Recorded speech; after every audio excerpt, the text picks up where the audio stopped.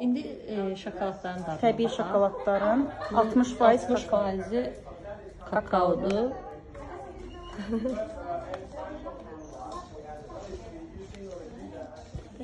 Bu Bu eynidir ama apelsinlə. I'm looking small, yeah, for you.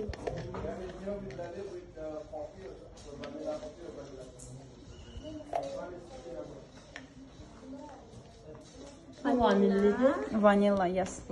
This is cinnamon. O şeydir, darçınlıdır. Cinnamon chocolate. And this one sea salt. Dəniz duzuyla. Dəniz duzu ilə.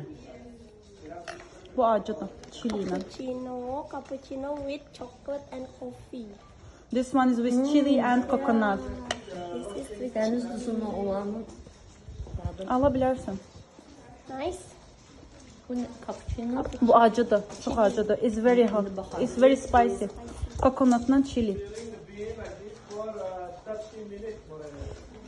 İndi birazdan. Okay.